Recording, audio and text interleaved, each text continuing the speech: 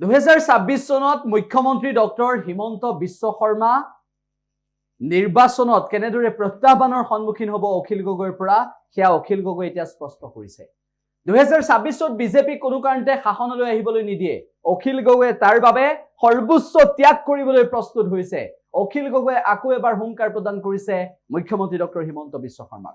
আজিৰ দিনটোত যদি অসমৰ মানুহৰ ইনকামৰ কথা যদি চাই, ইনকাম যাক পাৰ কেপিটা ইনকাম বুলি কয়, গড় জনমূৰি আয়, গড় জনমূৰি আয়ৰ ক্ষেত্ৰত আমি তলফালৰ পৰা 33খন ৰাজ্য আৰু কেন্দ্ৰীয় শাসিত অঞ্চলৰ ভিতৰত তলফালৰ পৰা 4 নম্বৰ, আমি তলফালৰ পৰা 4 নম্বৰ। আমাৰ আজিৰ দিনটোৰ পাৰ কেপিটা ইনকাম এজন মানুহৰ এবছৰৰ ইনকাম হ'ল 1,35,000 টকা। আমাৰ আৰু গোৱাৰ এজন মানুহৰ ইনকাম 6,74,000 টকা। আৰু ওচৰতে আমাৰ ছিকিমৰ এজন মানুহৰ এবছৰৰ ইনকাম পাৰ কেপিটা ইনকাম হ'ল 5,87,000 টকা।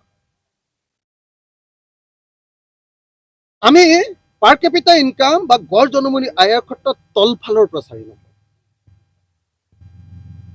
অথচ প্ৰধানমন্ত্ৰীয়ে কৈছিলে, নৰেন্দ্ৰ মোদী ডাঙৰীয়াই কৈছিলে যে অসমক 1 নম্বৰ কৰিবলৈ আমি আহি আছো। মুখ্যমন্ত্ৰীয়ে কৈছিলে যে আমি অসমক 1 নম্বৰ কৰিম। মুখ্যমন্ত্ৰীয়ে কৈছিলে যে আমি অসমৰ নিবনুৱা নাইকিয়া কৰি দিম। অসমত 23 লাখ নিবনুৱা আছে, এই 23 লাখ নিবনুৱা আমি 0 কৰি দিম, এজনো নিবনুৱা অসমত নাথাকে, তেওঁলোকে কৈছিল। 23 লাখ নিবনুৱা গৈ এতিয়া 32 লাখ নিবনুৱা হ'ল। হিমন্ত বিশ্ব শৰ্মাই এইবাৰ বিধানসভাত কৈছে যে এই বিধানসভাৰ 32 লাখ নিবনুৱাৰ ৰেজিষ্টাৰ্ড নিবনুৱা, অনলাইন ৰেজিষ্টাৰ কৰা নিবনুৱাৰ সংখ্যা 32 লাখ। এতিয়া কৈছে যে এইটো ভুল আছে, আমি এইটো সংখ্যাটো বদলাই দিম। অথচ তেওঁলোকৰ আমাৰ প্ৰতি তেওঁলোকৰ আছিলে যে শ্ৰেষ্ঠ অসম কৰা, ভাৰতৰ ভিতৰত শ্ৰেষ্ঠ অসম, ভাৰতৰ ভিতৰত 1 নম্বৰ অসম। 1 নম্বৰ অসমটো গৈ এতিয়া চব ক্ষেত্ৰতে তলফালৰ পৰা 1 নম্বৰ আনে। কিন্তু 1 নম্বৰ হৈছো, মই ক'লোৱে যে মেটাৰনেল মৰ্টেলিটিত 3 নম্বৰ, ইনফেণ্ট মৰ্টেলিটিত আমি 1 নম্বৰ, স্মাৰ্ট মিটাৰ লগোৱাত আমি লুণ্ঠন কৰাত 1 নম্বৰ, আমি ক'লোৱে যে পাৰ কেপিটা ইনকামত তলফালৰ পৰা 4 নম্বৰ, আৰু কিহত আমি 1 নম্বৰ, আমি 1 নম্বৰ এই যে পুলিচে মানুহ ধৰি নি ৰাতিয়ে যে এনকাউণ্টাৰ, ভুৱা এনকাউণ্টাৰ কৰে, ফেক এনকাউণ্টাৰৰ ক্ষেত্ৰত আমি দেশৰ ভিতৰত 1 নম্বৰ। আজি ৰাজ্যখনত এনেকুৱা পৰিস্থিতি আহি গ'ল যে কোনো মানুহে মুখেৰে মাত পাতিব নোৱাৰে। মুখ্যমন্ত্ৰীয়ে কৈছে যে ৰাজভৱনত কোনেও ধৰ্ণা দিব নোৱাৰিব। ৰাজভৱন যদি ধৰ্ণা দিবলৈ নহয়, ৰাজভৱনত তাৰমানে অকল বিলাস কৰিবৰ কাৰণে। মুখ্যমন্ত্ৰীয়ে কৈছে যে জনতা ভৱনত ধৰ্ণা দিব নোৱাৰিব।